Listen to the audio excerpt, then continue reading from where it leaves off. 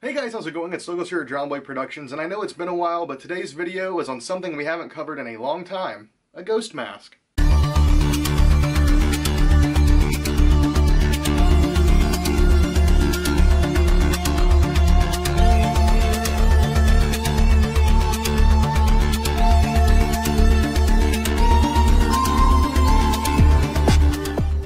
So like I just said guys, it's been quite a while since we've done any videos ghost related, and that's been for a couple of different reasons. Number one is Ghost hasn't done anything ghost related for a while. A lot of people are like, Douglas, if you just abandoned Ghost, you're not going to do videos on that kind of stuff anymore? And no, that's not the case. I still do intend to do ghost videos in the future. I actually need to pick up one of those Trick or Treat Studios Papa 4 masks so we can do a proper review on one of those. And of course the Papa Nil masks haven't shipped out yet. Still waiting on those Nil miters, etc. But yeah guys, no, I don't hate Ghost or anything. Don't worry, I still wear Ghost clothing every single day. Ghost hats, t-shirts, hoodies, etc. Socks. Not underwear, though. We don't have any Ghost underwear.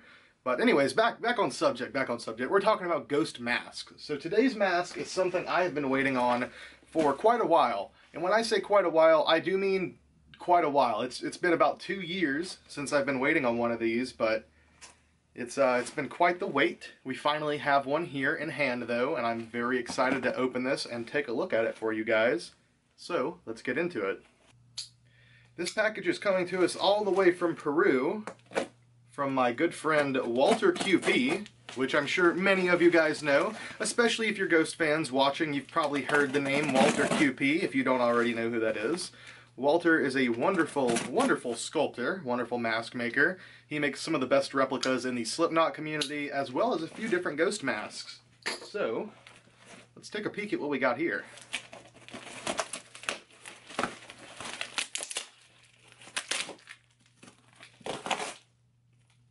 Okay, so we've got it cracked open. It looks like we have a drawing in here, which I absolutely did not expect.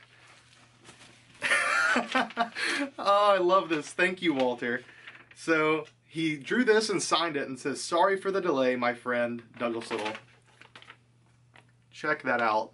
It's a pretty accurate representation of me, I think so. And it's actually my profile picture from Facebook, so thank you for the piece, Walter. I actually really, really love that portrait. Yet again, guys, any fan art you guys send in, I do greatly appreciate. But let's rip open this box a little bit more and show you guys the real goods. So, just a peek-see there. You can see who it is. Yeah, we've gotten Cardinals from Walter. We've gotten Papa 2s from Walter. We've gotten a couple of different characters. But one that we have not had yet is the Walter QP Papa Emeritus III. And here we do have a Walter QP Papa Emeritus III mask. Fresh out of the bag. Look at his hair. It's got a few little like pieces of cardboard stuff in there. I'm just going to take a second and look this guy over. Very, very cool. His face is a little bit distorted because it looked like he put like some kind of cardboard inside of his face to help stiffen it up there. But check this out. So guys, this actually is a pretty odd mask with a pretty interesting story, so I will tell you guys a bit more about that now. As I stated earlier, I've been waiting on one of these for about 2 years because Walter did make these a little over 2 years ago. Whenever I received the stage-used and screen-used Papa 3 mask, I posted some photos of just the mask with a black background, just kind of chilling there where you could see like the different details, some of the like rips and stuff in the corner of the mouth. And I posted those publicly, I believe, on Instagram, Facebook, etc. Not too long after that, Walter makes a post showing a sculpt that he was working on for a Papa Emeritus III mask. And it looked pretty good, but we had a few like problems with it, and some of those issues I still have with this piece. Namely, being that all the features look to be a little bit stretched out, like a little bit, you know, pulled downwards. And the reason for that is because I noticed in another one of Walter's sculpting pictures when he was working on this, that he was actually using the photos I had of the mask as reference. Which is cool, because I mean, that's probably some of the best photos of a screen-used or stage-used ghost mask that you could possibly get. But here's the catch. He sculpted it how it looked at that point in time, which, as some of you may know, some of you who are out there following, who've known the channel for a while, when I got the thing, it wasn't necessarily the best thing taken care of. They just kind of had it on this. And then I got a slightly better head form for it that was still a little bit too small.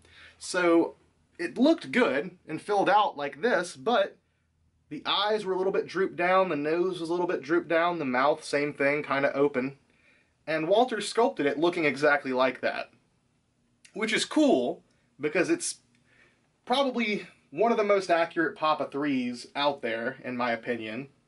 But at the same time, it's also inaccurate, because he sculpted it while it was deformed, while the face was like drooping down.